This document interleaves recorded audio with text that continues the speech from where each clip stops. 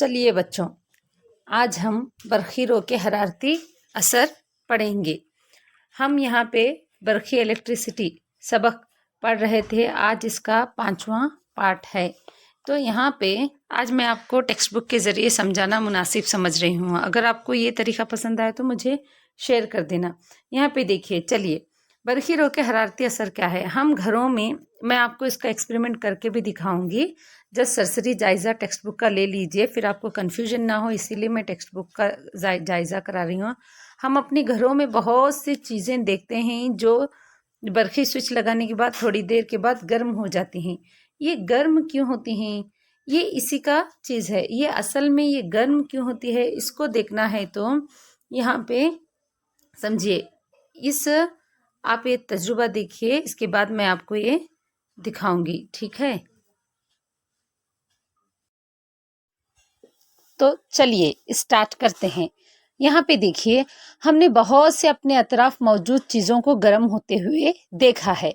ये गर्म होना और ये किस तरह होता है, ये सभी इसको कहते हैं जोल्स हीटिंग। ये जोल्स हीटिंग लॉ ही आपको यहाँ पे अभी समझना है, ठीक है। यहाँ पे देखिए, ये बरखी तार कभी कभी शॉक हो जाते हैं, कभी कभी बिजली हो जाती है। अब हम इस पोस्टर को हटाते हैं। अब आपको यहाँ पे ये होता किस लिए है समझाएंगे। हम जानते हैं कि तमाम एलिमेंट्स जौहर क्या है, तमाम मौसल तार हो या फिर धातें अधातें जौहरों से बनी हुई होती हैं। ये हरारती असर होता क्या है, ये गौर से किस लिए होता है, ये गौर से देखिए।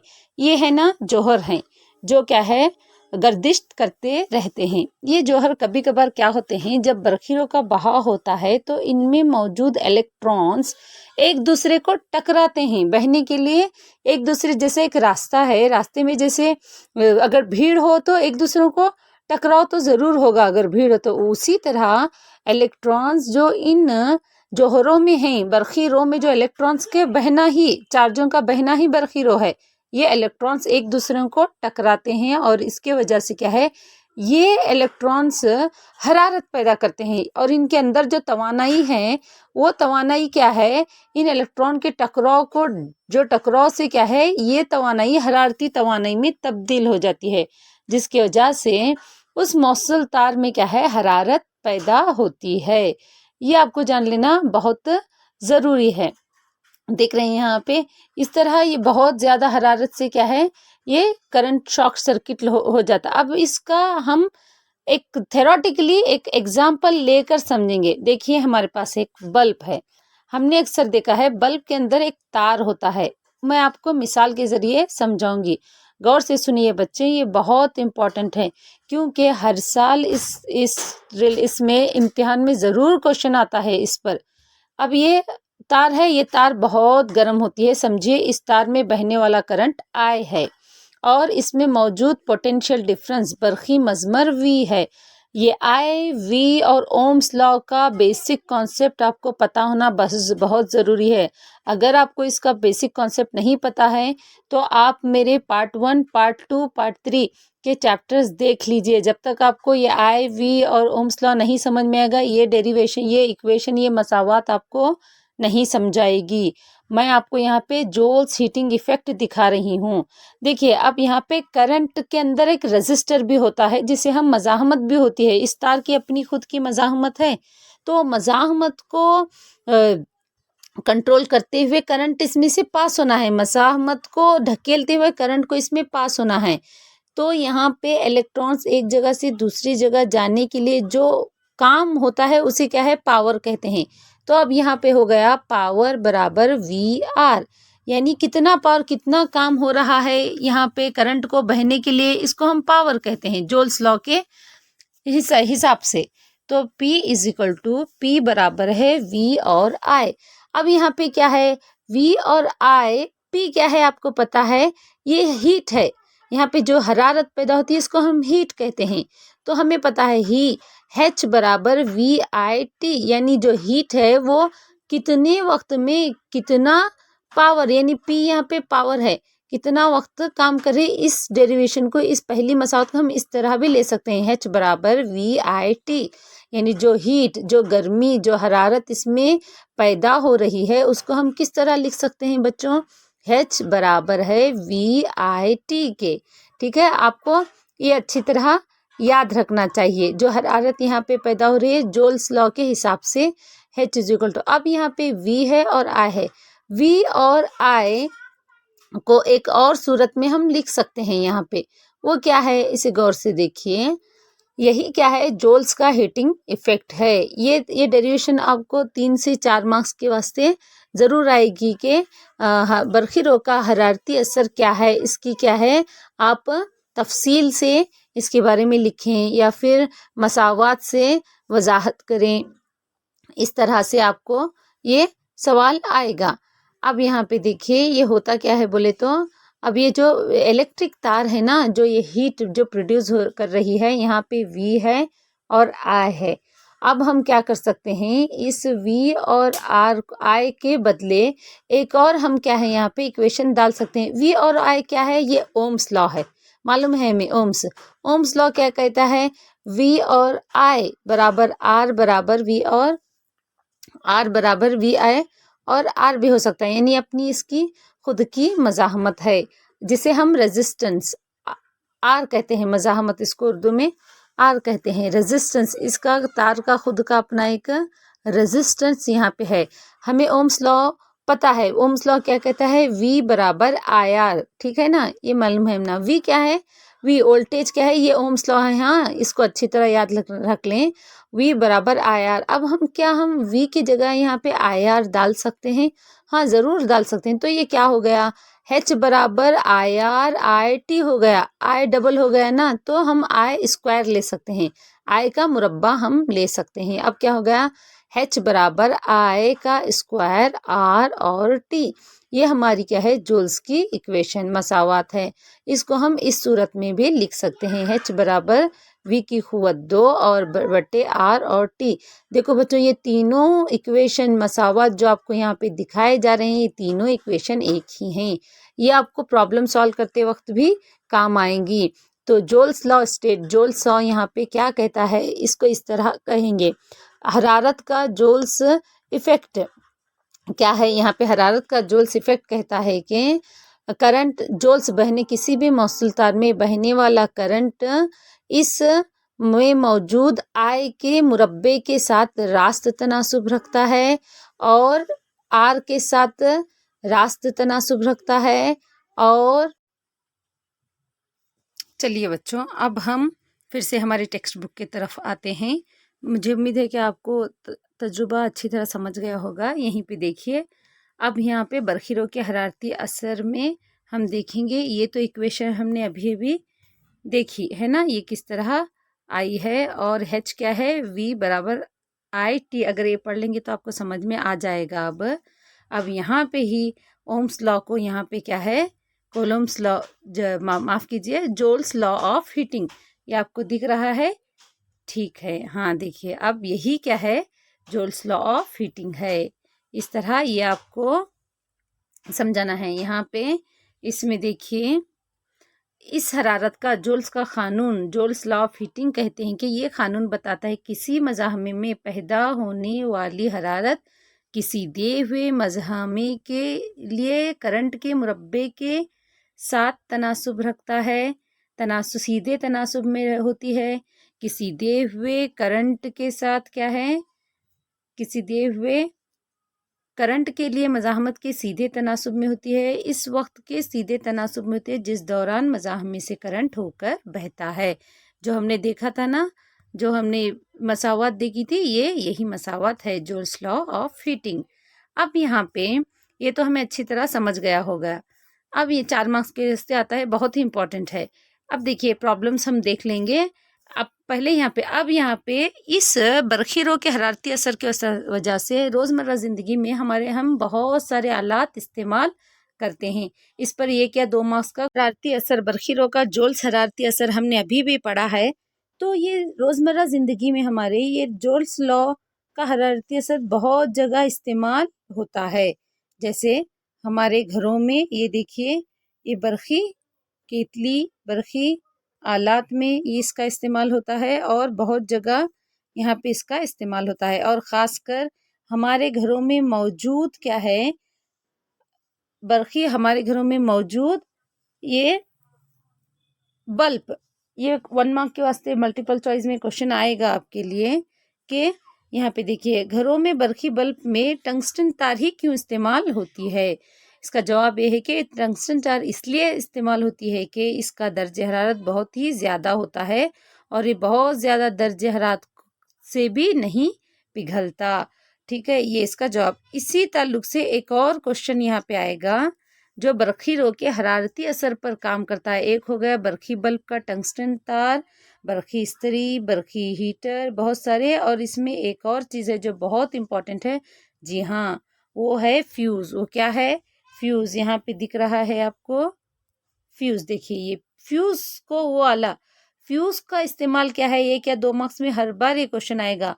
फ्यूज़ क्या करता है, जब भी हमारे घरों में मौजूद बरखी तार होती है, जब इसमें ज़्यादा हरारत होती है तो ज़्यादा हरारत की वजह से सर्किट शॉर्ट सर्किट हो जाता है। तो अगर हम हमारे घरों में फ्यूज़ को जोड़ते हैं तो ये क्या करता है, हमारे सर्किट को शॉर्ट सर्किट होने से बचाता है। किस तरह?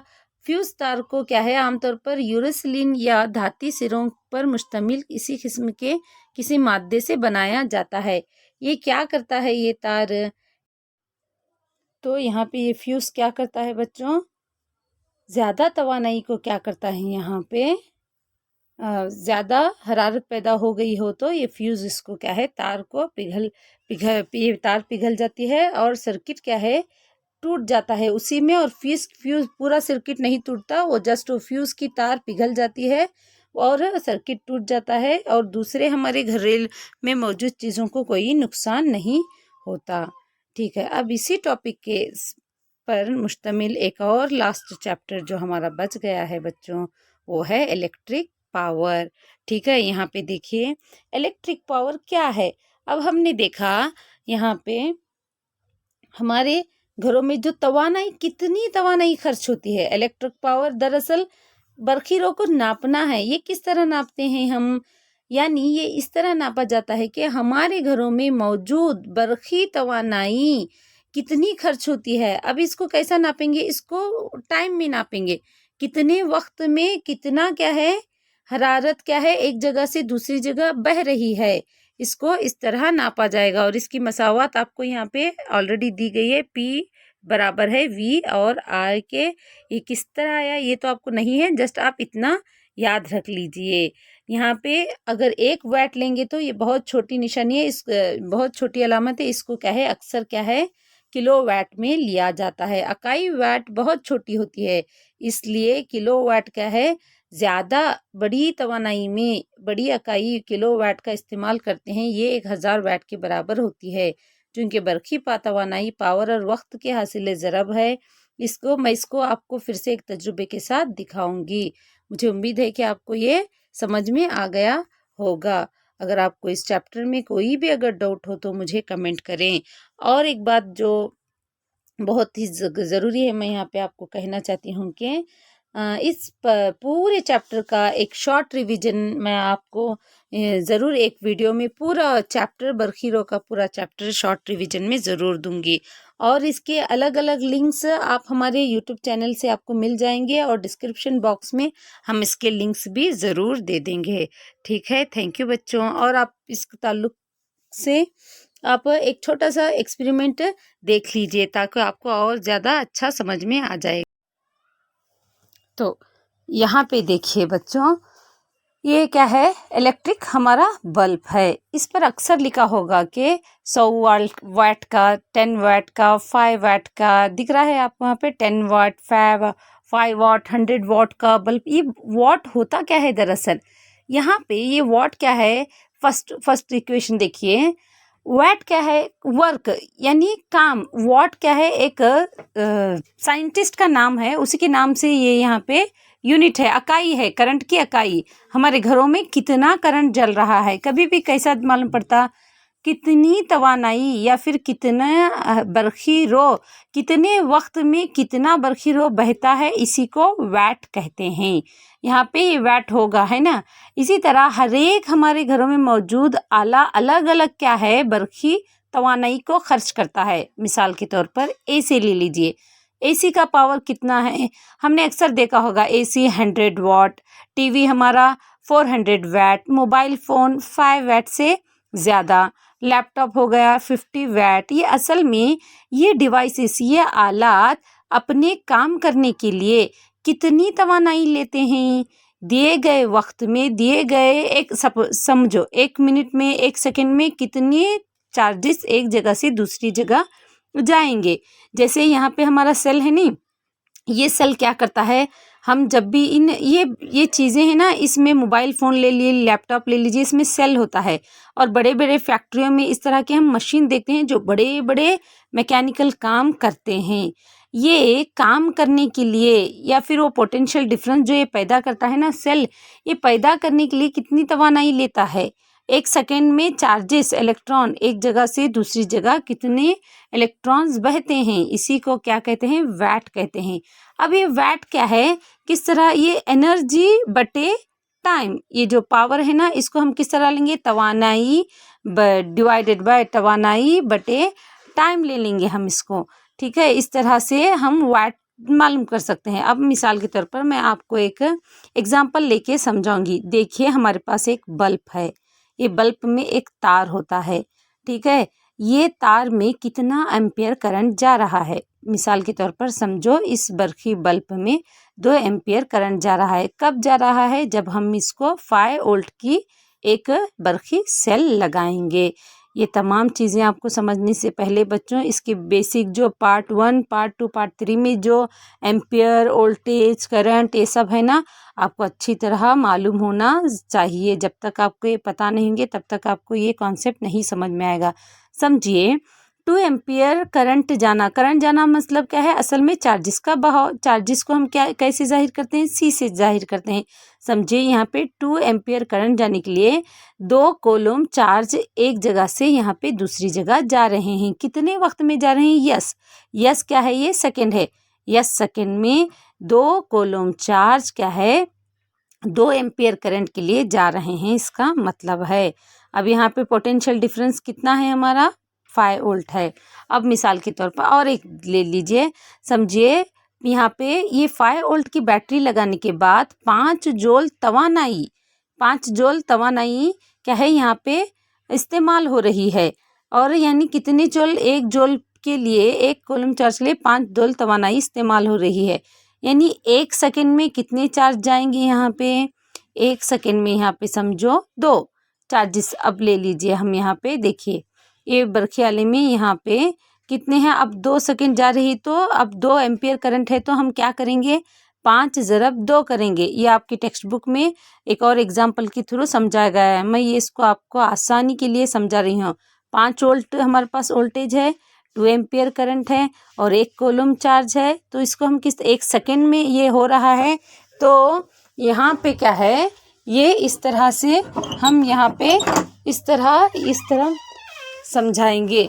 तो देखिए, यहाँ पे 10 वोल्ट का क्या है? जूल तवानाई यहाँ पे खर्च हो रही है। ठीक है, तो ये क्या हो गया? 10 वैट हो गया। यहाँ पे मुझे उम्मीद है कि आपको ये कॉन्सेप्ट अच्छी तरह समझ में